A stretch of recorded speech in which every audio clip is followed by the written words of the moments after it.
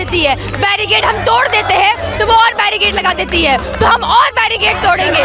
जिस तरह से आपने देखा कि पूरे बिहार में बेटियों की हत्या हो रही है, बलात्कार हो रही है और उसको बचाने में सरकार बिल्कुल नाकाम है। भी गोलंबर पे इनको लाठी चमकाने की कोशिश की गई है, अपमानित किया गया है, तो इसकी घटना की निंदा करते हैं। आज बिहार की उस तमाम बेटियों को इंसाफ दिलाने के लिए तमाम जो नेता है वो रोड से, सड़क से सदन का घेराव करने के लिए पटना के ऐतिहासिक गांधी मैदान से निकले, लेकिन प्रशासन के द्वारा पहले जेपी गोलंबर पर उनको रोकने का प्रयास किया गया, लेकिन वहां से वो लोग बैरिकेडिंग तोड़कर आगे निकले और डकबंगला चौराहा तक पहुंचे। लेकिन डकबंगला चौराहा पर भी देखिए प्रशासन को द्वारा, आप तस्वीर दिखाइए, यहाँ पर रोक लगा दिया गया है। यहाँ पर ये लोग सड़क पर बैठ गए हैं। हमारे साथ लेफ्ट के पूर्व विधायक हैं महबूब आलम जी, क्या कहेंगे? आप लोग बेटी को इंसाफ दिलाने के लिए विधानसभा घेराव करने के लिए आगे बढ़े हुए थे। देखिए, बेटी बचाओ बेटी पढ़ाओ का जो नारा नरेंद्र मोदी ने दिया और नरेंद्र मोदी द्वारा जो चालित सरकार है,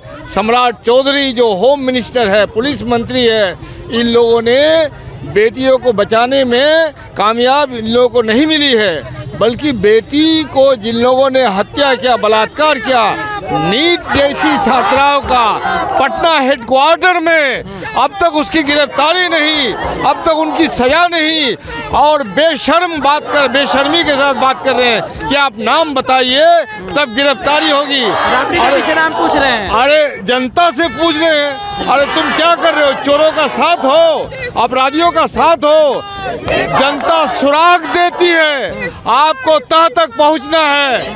मुझे पूरा विश्वास है कि अपराधियों के साथ ये सरकार के मंत्रियों की संलिप्तता है और ये नाकाम मंत्री है, ये जो सम्राट चौधरी, उनको इस्तीफा देना चाहिए और अविलंब नीट छात्रा की हत्या करने वाले को गिरफ्तार करके। पप्पू यादव की गिरफ्तारी को कैसे देख रहे हैं? 21 साल पुराने मामले में पप्पू यादव को दमन के जरिए उनकी दबाने की कोशिश है।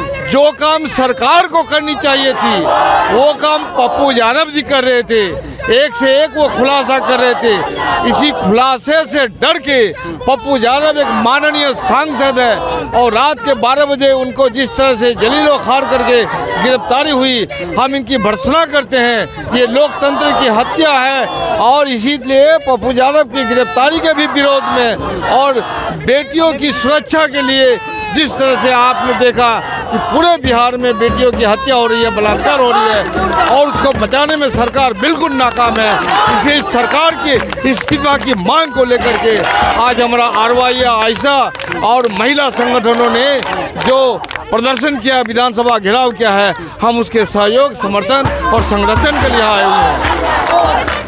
पुलिस प्रशासन के बीच हाथापाई भी देखने को मिला। हाँ जी बिल्कुल, वो जबरदस्ती हम लोग को वैन में बैठा रही थी, जबकि हम लोग शांतिपूर्ण प्रोटेस्ट कर रहे थे। जब मोदी नीतीश सरकार डरी है, पुलिस प्रशासन को आगे की है, जबकि नीट छात्रा को अभी तक न्याय नहीं मिला। इतनी अगर मेहनत अगर उस रेपिस्ट को पकड़ने में करती तो आज कामयाब रहती, लेकिन वो पुलिस प्रशासन यहाँ पे जो प्रोटेस्ट करते हैं शांतिपूर्ण, उसको पकड़ने की कोशिश करते हैं, लाठी चार्ज करते हैं। हमें मारा गया है, मेरा शर्ट फाड़ा गया है, जबकि हम शांतिपूर्वक वहाँ प्रोटेस्ट कर रहे थे।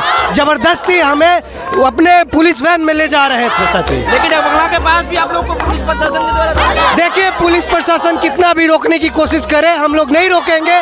हम लोग पीड़िता को न्याय दिला के रहेंगे, क्योंकि बिहार में बढ़ते अपराध और बढ़ती रेप को रोकने के लिए हम लोग न्याय मार्च निकाले थे।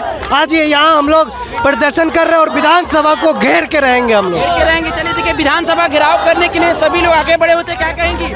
पहले जेपी गोलंबर के पास पुलिस प्रशासन के द्वारा रोकने का प्रयास किया गया, वहाँ से आप लोग आगे बढ़े, लेकिन डकबंगला के पास फाइनली रोक दिया गया। नीतीश कुमार जब डरते हैं पुलिस को आगे कर देते हैं। पुलिस इनकी टूल बनकर मामलों पे लीपापोती तो कर ही रही है।